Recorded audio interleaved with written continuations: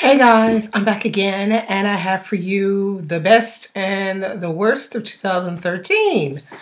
My reading experience last year was, I would say it was mediocre because I didn't really hit all of the main points of reading that I wanted to. I didn't read hardly any classics. I'm really a little disappointed about that, but I'm going to try to make up for that this year. I read more African American literature, which was good. I read some more graphic novels, which is another thing that's good. So I discovered some new people.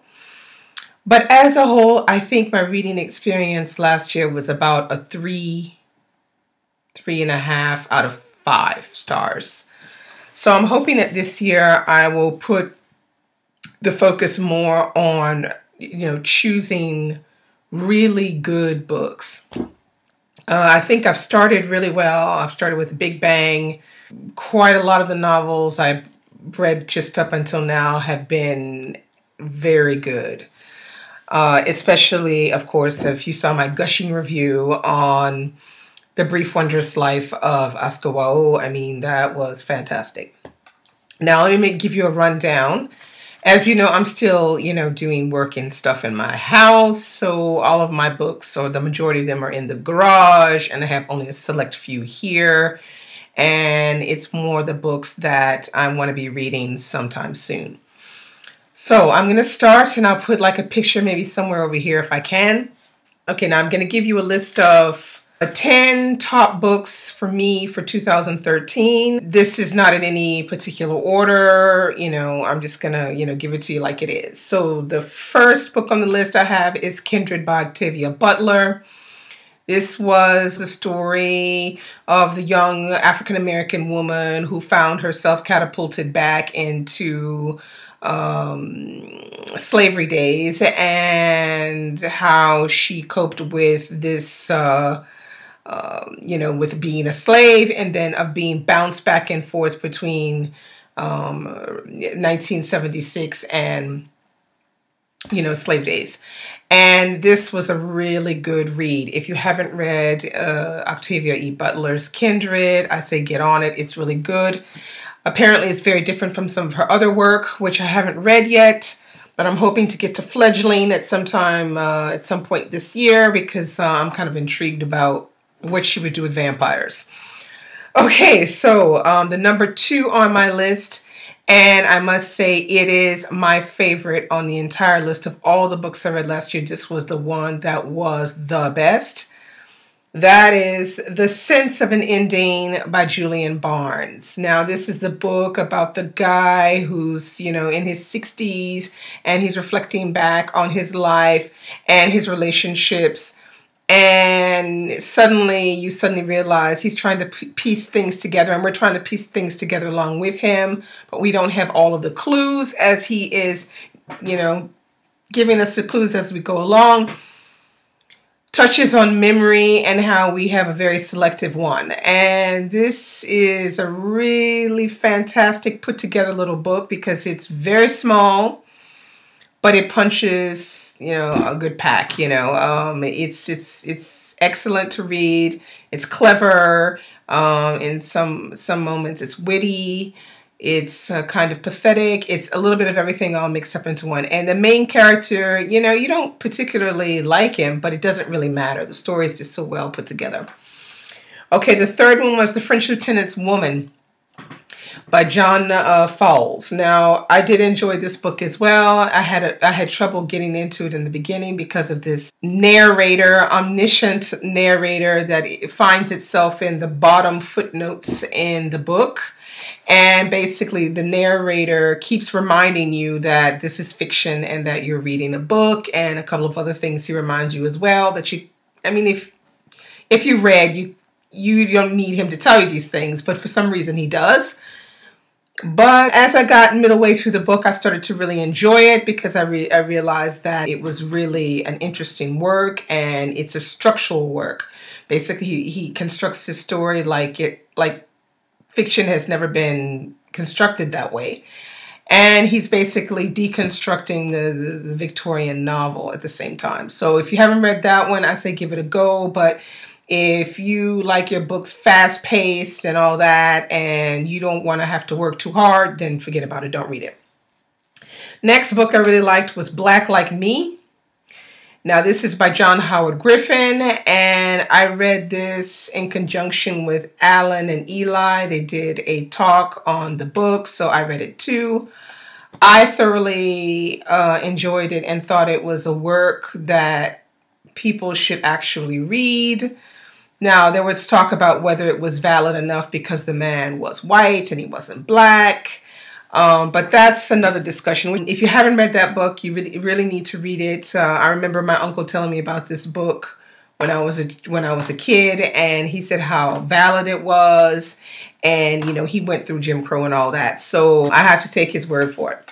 The next book I read that I really enjoyed was Lamb, the Gospel According to Biff, Christ's Childhood Pal, by Christopher Moore. Now, this book is hilarious.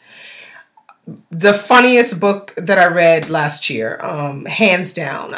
If you have some background in Catholicism and you don't mind a little bit of a comic routine on Christ and Biff, I say give it a go. Biff is hilarious. Biff makes you see religion in a different way, and he definitely makes you see Jesus Christ in a different way.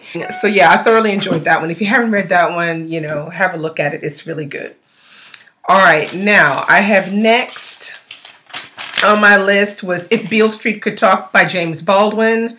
Now, this is the second James Baldwin I've read, and I thoroughly enjoyed this one. It's a young couple who is desperately in love, that young, passionate love. And they are quite a, very typical couple of the 70s, black couple. And they move into their first apartment, and they have a run-in with a white police officer, and everything from there goes down. If you haven't read this one, I would say give it a go. I think it's one of the more accessible Baldwin novels, because I think I read Go Tell It on the Mountain, and that one is quite a hard read. But if Beale Street Could Talk is an interesting read, and it's great. It's James Baldwin. Next, I have on my list Where'd You Go Bernadette by Maria Semple. Now, I gushed about this one as well. I thoroughly enjoyed it because it was a light read. And when I read it, I needed a light read, and it was perfect for that. It had the jokes and everything at the right moment. The story is constructed through emails and letters and reports and things like that, and it has a little slight mystery because the girl in the book is looking, I think her name is B. B is looking for her mother. Her mother has disappeared. Yeah, I really enjoyed that one, and I will probably read it another moment when I need something to make me laugh, and it's worth it for that at least. Next on my list is Cutting for Stone. Now, Cutting for Stone was one of the first books I read in the year, and I read it with my book club. And it was fantastic. This is a typical epic African saga, family saga. The main characters are twins, Marion and Shiva, and it talks about how they came to be, which is through a secret union between a nun, an Indian nun, and a British surgeon. God, this book was just fantastic. There was so many things going on in it for me, and I learned a lot about medicine, things I didn't know about surgery and things like that. And it takes place in Ethiopia. So if you're interested in reading something in Africa that's not typically in South Africa or Kenya or somewhere that often books take place in, or Nigeria, have a read of this one because it gives you all of the background of the historical and all that. It's really interesting. That was written by Abraham Verghese. I think it is Verghese or Verghese. I don't know how it's pronounced. Next book on my list is Speak. And yes, it is a YA novel. I read this one around the beginning of the year as well, by Laura Hulse Anderson. This book was really good. I can see why people rave about it. It's brilliantly written. The voice of the young girl has character. It's poignant. She's smart, witty. The only thing is that she's dying inside. I'm not going to say why. If you haven't read the book, go ahead and pick it up. It's very good. And the last, or the 10th book on my list is The Cutting Season by Attica Locke. Now, I discovered Attica Locke. That was the first book I've read from her, and I hope to read her second one, which is Blackwater Rising. The Cutting Season is basically a mystery that takes place on a Louisiana plantation. The main character is the manager of the plantation, and she lives on the plantation with her daughter. And at the beginning of the book, there's a murder that takes place, and the body is found on the property of the plantation, but very near the fence, which separates the plantation from another company. And from there, all kinds of stuff happens. It's a whirlwind chase, and mysterious, and it has all of the characteristics, the setting, the feel, the people, everything is very Louisiana-like and super interesting. So those are my 10 books.